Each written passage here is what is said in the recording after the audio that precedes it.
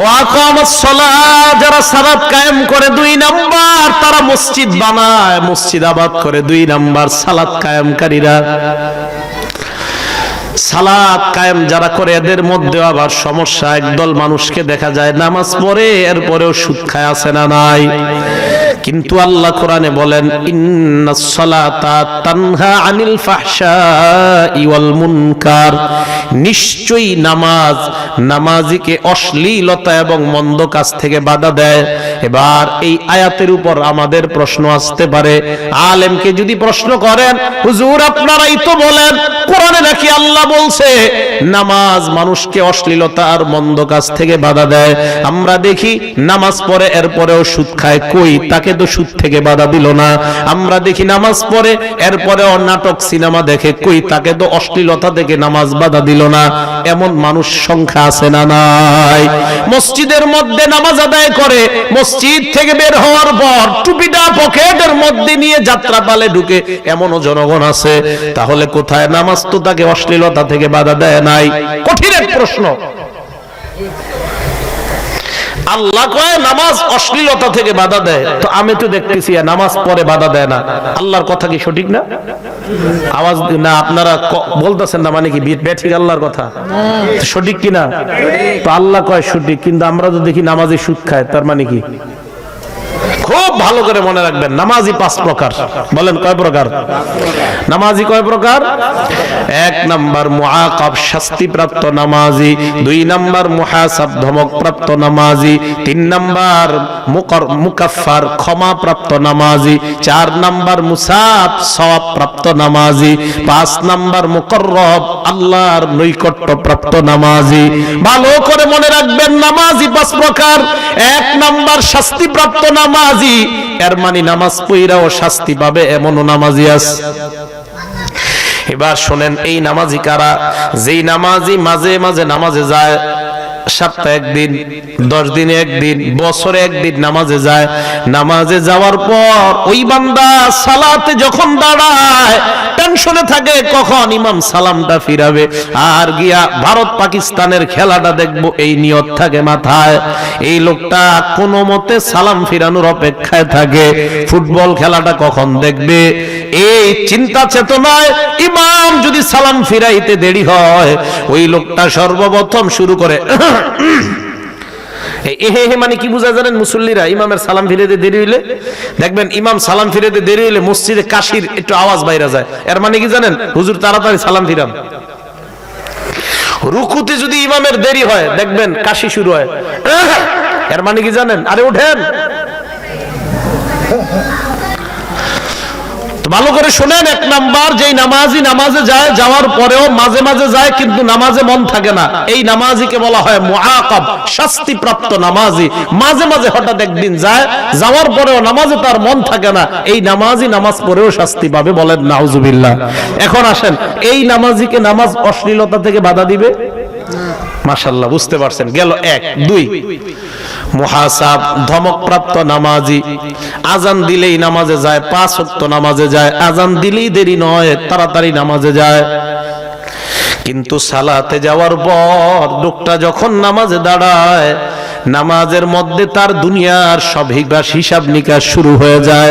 আগামীকাল সকালে খেতে সার দেওয়া লাগবে, আমার ছোট মেয়েটার বিয়ে এখনো হচ্ছে না, আমার বড় জামাইটা আজকে আসবে, তার দুনিয়ার সব হিসাব নিকাশ নামাজে শুরু হয়ে যায়।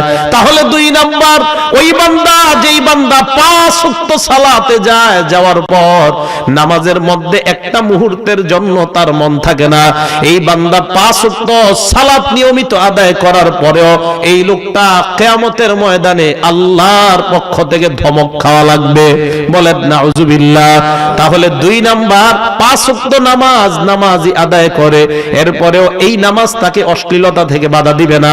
কারণটা কি? কারণ নামাজ যদিও 5 ওয়াক্ত পড়ে, একটা মুহূর্ত আল্লাহর দিকে তার মন থাকে না। 3 নাম্বার মুকাফফার, এটা শুনেন ভালো করে, এটা আমরা আছি। নামাজি নামাজে যায়, যাওয়ার পর একবার নামাজ নামাজের বাহিরে মন যায়, আবার নামাজের ভিতর মনটা আছে না নাই?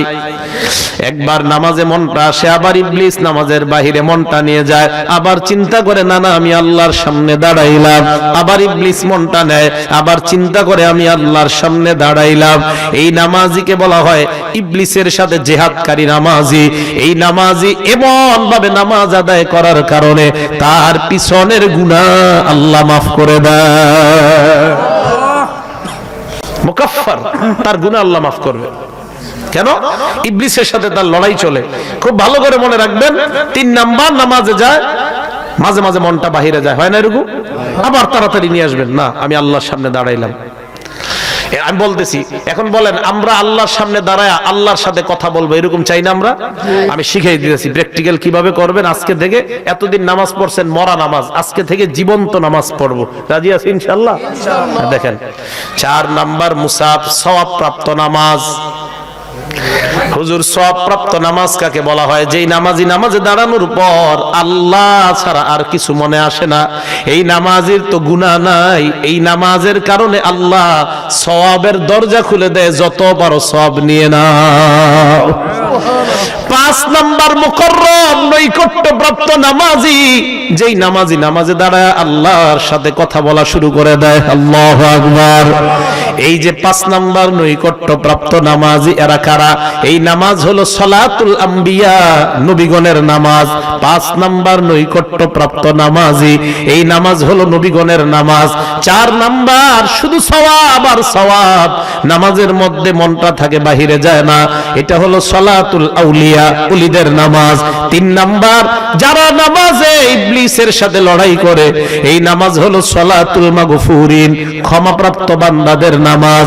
আর 2 নাম্বার, 5 ওয়াক্ত নামাজ আদায় করে, এরপরেও নামাজের মধ্যে মনটা যার থাকে না, এই নামাজের নাম হলো সালাতুল গাফিলিন, উদাসীনের নামাজ, অলসের নামাজ।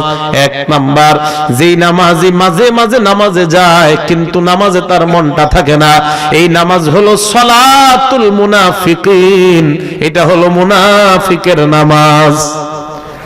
তাহলে 1 নাম্বার মুনাফিকের নামাজ, 2 নাম্বার উদাসীনদের নামাজ, 3 নাম্বার ক্ষমাপ্রাপ্ত বান্দাদের নামাজ, 4 নাম্বার ওলিদের নামাজ, 5 নাম্বার নবীদের নামাজ। এখন আসেন, নামাজের মধ্যে আমরা আল্লাহর সাথে কথা বলবো, ইবলিস যেন আমাদেরকে ধোঁকা দিতে না পারে। আমগরে নবীজি একটা জিনিস শিখিয়ে দিচ্ছে। বলেন, নামাজের মধ্যে ইবলিসের ধোঁকা থেকে সবাই বাঁচতে চাই না? তো নবীজি আমাদেরকে একটা নিয়ম শিখিয়ে দিছে। সবাই সুন্দরভাবে বসেন, বসে হাত বাঁধেন, এইভাবে হাত বাঁধেন, হাত বাঁধেন, এইভাবে বাঁধেন। বাঁধার পর তাকবীরে তাহরিমা দিলাম। নবীজি কয়, আনতাবুদাল্লাহা কাআন্নাকা তারাহ। এই যে তুমি ইবাদতে দাঁড়াইলা, কেমন যেন তুমি আল্লাহকে দেখতেছো। সুবহানাল্লাহ। তাহলে আসেন, আমরা দাঁড়াইলাম, নিয়ত বাঁধলাম, জোরে বলেন কেমন যেন আমরা কাকে দেখি? আরো জোরে বলেন কাকে দেখি? আসলে দেখিনি, আসলে দেখিনি। আল্লাহর নবী কয়, আসলে তো দেখো না। ফাইল্লাম তাকুন তারাহু ফাইন্নাহু ইয়ারাকা, যদি তুমি না দেখো নিঃসন্দেহে আল্লাহ তোমাকে দেখে। আবার আসেন, নবী প্র্যাকটিস শিখায়া দেয়, আনতা আবুদাল্লাহা কাআন্নাকা তারাহ। এই যে দাঁড়াইলা, দাঁড়ানোর পর কেমন যেন তুমি আল্লাহকে দেখতেছো। না না, তুমি যদিও না দেখো আল্লাহ তোমাকে দেখে। এখন আসেন আমরা প্র্যাকটিসে আসি। দাঁড়াইলাম, জোরে বলেন কেমন যেন কাকে দেখতেছি? না না, আল্লাহ তোমাকে দেখি না। তাহলে কে দেখে আমাকে? আবার আল্লাহ কেমন যেন তোমাকে দেখতেছি, না না দেখি না, আমাকে কে দেখে? এবার আসেন, যখন আপনি নিয়ত বাঁধলেন, বারবার ইবলিস আপনাকে ধোঁকা দিতে চায়। আপনি মনে করতেছেন আমি আল্লাহকে দেখতেছি, না না আল্লাহ আমাকে দেখে। আমি আল্লাহকে দেখতেছি, না না আল্লাহ আমাকে দেখে। রুকুতে গেলেন, যাওয়ার পর আমি আল্লাহকে দেখতেছি, না না আল্লাহ আমাকে দেখে।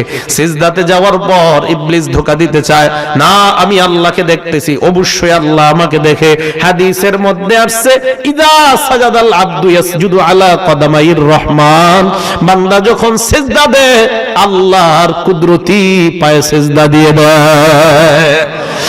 এবার আসেন, যখন বান্দা এই চিন্তা করবে আমি কেমন যেন আল্লাহকে দেখতেছি, না না আল্লাহ আমাকে দেখতেছে, এইভাবে যখন আপনার প্র্যাকটিস চালু হয়ে যাবে, প্র্যাকটিস চালু হওয়ার পর এইভাবে সালাত আপনি আদায় করা শুরু করে দেন, একটা পর্যায়ে এমন হয়ে যাবে আপনি আল্লাহর এত কাছাকাছি চলে যাবেন, আল্লাহ তার নৈকট্য প্রাপ্ত বান্দাদের খাতায় আপনার নাম লিখে দিবেন।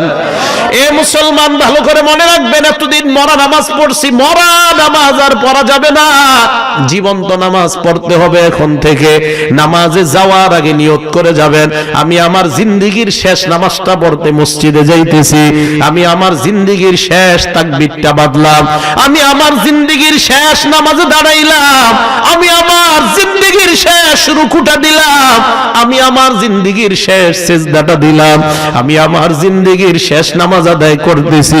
মুসলমান, একবার চিন্তা করেন আমার জিন্দেগীর শেষ নামাজটা কেমন হওয়া দরকার, কারণ এই নামাজের পর আমি বাঁচবো কিনা আমার জানা নাই, এই জন্য আমার আপনার চিন্তা হওয়া দরকার আমি আমার জিন্দেগীর শেষ নামাজে এখন দাঁড়াইলাম। হাবিব সালাতের মধ্যে দাঁড়ায় আম্মা জান আয়েশা সিদ্দিকা বলেন, আল্লাহর নবী দাঁড়ানোর পর আমি তাকায় দেখলাম ঘরের মধ্যে সিজদা দিলে আমি আর শুইতে পারি না, আমাদের ঘরটা ছিল এত ছোট, আল্লাহর নবী যখন সালাতে দাঁড়াইতেন আমি পা গুলা মেলা শুয়ে থাকতাম, ছোট মানুষ ছিলাম আমি। আম্মা জান আয়েশা বলেন আমার এক পা ঘুম হয়ে যায়, আমি অনেকক্ষণ ঘুমানোর পর চোখ মেলে তাকায় দেখতাম আল্লাহর নবী তখনও নামাজে দাঁড়ায় আছে। হঠাৎ আমি আবার ঘুমায় যাইতাম, আবার আমি চোখ খুলতাম অনেকক্ষণ পর, এবার চোখ খুলে দেখতাম নবী রুকুতে গেছে। রুকুর মধ্যে কতক্ষণ কাটায় আম্মা জান আয়েশা বলেন আমি দীর্ঘক্ষণ ঘুমায় আবার উঠতাম, উঠার পর দেখতাম রুকুতে আছে এখনো, এবার রুকু থেকে উঠে আবার দীর্ঘক্ষণ, এবার যখন সিজদায় যায় আমার শরীরে নবীর হাত লাগলে আমি বুঝি নবী সিজদা দিবেন। আম্মা জান আয়েশা বলেন আমি পা দুইটা এইভাবে গুটায় নিতাম, আমি ওইভাবে গুটায় আবার আমি ঘুমায়া যাইতাম, আবার ঘুমানোর পর ঘুম থেকে উঠতাম, উঠার পর তাকায় দেখতাম নবী সিজদায় আছে, আমি চিন্তা করতাম মারা গেছে কিনা, শরীরের মধ্যে হাত দিতাম, হাত দিয়ে বুঝতাম না না নবী মারা যায় নাই, জিন্দা আছে। এইভাবে আল্লাহর নবী দুই সিজদার মাঝখানে বসতেন, বৈশা আবার ওই পরিমাণ কাটাইতেন যেই পরিমাণ সিজদায় ছিলেন। আম্মা জান আয়েশা বলেন সারা রাত কেটে যায়, রাতের শুরু অংশে নবী নিয়ত বাঁধলেন ফজরের নামাজের কিছুক্ষণ বাকি আছে, মুয়াজ্জিন সাহেব আসছে, আসার পর আল্লাহর নবীর দিকে তাকায় দেখে কানতে কানতে দাড়ি মুবারক গুলা ভিজা, কানতে কানতে শরীরের পাঞ্জাবিটা জামাটা ভিজে গেছে, কানতে কানতে আল্লাহর নবীর সামনের মাটি গুলাও ভিজা দেখা যায়। আম্মা জান আয়েশা বলেন আমি তাকায় দেখলাম পা মুবারক ফুলে যায়, আমি প্রশ্ন করলাম ইয়া রাসূলুল্লাহ আপনার পা ফুলে গেল এতক্ষণ নামাজে কেন আপনি দাঁড়ায় ছিলেন? আপনার আগে পরের সব গুনাহ তো আল্লাহ মাফ করে দিয়েছে। আল্লাহর নবী জবাব দিতেন আয়েশা আফালা কুনু আবদান শাকুরা, আমি আল্লাহর শুকরিয়া গুজার বান্দা হতে চাই, যেই আল্লাহ ওনার পর আমাকে শ্রেষ্ঠত্ব দান করলেন, ওই আল্লাহর শুকরিয়া আদায় করার জন্য 2 রাকাত সালাতের মাধ্যমে পুরা রাত আমি কাটা দিলাম। আগে পরে কোনো গুনাহ নাই, সব মাফ। আমি চিন্তা করি নামাজে কি মজা পাইতো। আম্মা জান আয়েশা সিদ্দিকা বলেন মা আজাবা রাসূলুল্লাহ সাল্লাল্লাহু আলাইহি সাল্লাম শাইউম মিনাদ দুনিয়া, দুনিয়ার কোনো কিছু নবীর কাছে এত ভালো লাগতো না, কিন্তু দিনদারিতা নামাজ এইগুলা নবীর কাছে এত ভালো লাগতো। তাহলে আসেন আমরা আজকে থেকে জীবন্ত নামাজ পড়বো, রাজি আছি?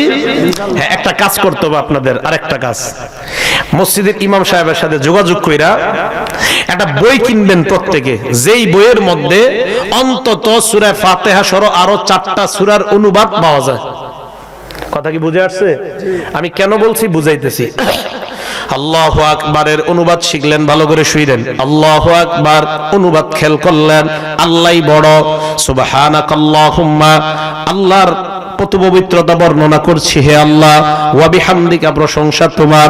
ওয়া তাবারাকাসমুকা, আল্লাহ তোমার নাম বরকতময়। ওয়া তাআলা জাদ্দুকা, তোমার মর্যাদা অধিক ঊর্ধ্বে। ওয়ালা ইলাহা গায়রুক, তুমি ছাড়া কোনো ইলাহ নাই। পড়লেন আর অনুবাদ খেয়াল করলেন। ইবলিস ধোঁকা দিতে আয়েশা ধোঁকা দিতে পারে নাই। আয়েশা দেখে আপনি পড়তেছেন আর অনুবাদ খেয়াল করতেছেন। ইবলিস কয় ধোঁকা দিতে পারলাম না, সূরা ফাতিহার সময় ধোঁকা দেওয়ার চেষ্টা করব। এবার আপনি শুরু করলেন আউযু বিল্লাহি মিনাশ শাইতানির রাজিম, পড়লেন অনুবাদ খেয়াল করলেন। আমি আশ্রয় চাইতেছি আল্লাহর কাছে বিতাড়িত শয়তান থেকে। ইবলিস ধোঁকা দিতে আসতে পারে নাই, কারণ অনুবাদের দিকে আপনার খেয়াল, ইবলিসের দিকে খেয়াল যাওয়ার সময় নাই। বিসমিল্লাহির রহমানির রহিম পড়লেন, পরম করুণাময় অসীম দয়ালু আল্লাহর নামে শুরু করছি। ইবলিস ধোঁকা দেওয়ার চেষ্টা করতে পারে নাই, কারণ ওই সময় অনুবাদের দিকে আপনার খেয়াল। এবার শুরু করলেন আলহামদুলিল্লাহি রাব্বিল আলামিন, সমস্ত প্রশংসা আল্লাহর, যিনি বিশ্ব জগতের রব। অনুবাদ খেয়াল করলেন, ইবলিস ধোঁকা দিতে আসছে, ধোঁকা দিতে পারে নাই, কারণ অনুবাদের দিকে আপনার খেয়াল। আর রহমানির রহিম, যিনি রহমান যিনি রহিম। ইবলিস ধোঁকা দিতে আসছে পারে নাই, কারণ আপনার খেয়াল অনুবাদের দিকে। মালিক ইয়াউমিদ্দিন, যিনি বিচার দিবসের মালিক। ইবলিস ধোঁকা দিতে আসছে, ধোঁকা দিতে পারে নাই, কারণ অনুবাদের দিকে আপনার খেয়াল। ইয়াকা না'বুদু ওয়া ইয়াকা নাস্তাঈন, এ মাবুদ আমরা তোমারই ইবাদত করি, তোমার কাছে সাহায্য চাই। অনুবাদের দিকে খেয়াল করলেন, ইবলিস ধোঁকা দিতে আসছে, ধোঁকা দিতে পারে নাই। ইহদিনাস সিরাতাল মুস্তাকিম, আল্লাহ তুমি সরল পথের রাস্তা দেখাও। ইবলিস ধোঁকা দিতে আসছে পারে নাই, কারণ আপনার খেয়াল অনুবাদের দিকে। সিরাতাল্লাযীনা আন'আমতা আলাইহিম, যাদেরকে নিয়ামত দিছো তাদের রাস্তা দেখাও। ইবলিস ধোঁকা দিতে পারে নাই, কারণ আপনার খেয়ালটা অনুবাদের দিকে। গায়রিল মাগদুবি আলাইহিম, যারা ইহুদি নয়, ওয়ালাদ-দাল্লিন, যারা খ্রিস্টান না। এ মাবুদ ইহুদিদের রাস্তা আর খ্রিস্টানের রাস্তা আমাদেরকে দেখাও না। ইবলিস ধোঁকা দিতে আসছে, ধোঁকা দিতে পারে নাই, কারণ আপনার খেয়াল অনুবাদের দিকে। এই প্রার্থনা করার পর এবার আপনি বললেন আমিন। আমিন শব্দের অর্থের দিকে খেয়াল করলেন। আমিন অর্থ হলো আল্লাহ তুমি কবুল করো। আল্লাহর নবী কয় যেই মাত্র তুমি আমিন বললা, তোমার সাথে ফেরেশতারাও আমিন বলে। তোমার আমিন আর ফেরেশতার আমিন যদি একসাথে হয়ে যায়, তোমার জিন্দেগীর পিছনের সব গুনাহ আল্লাহ মাফ করে দেয়।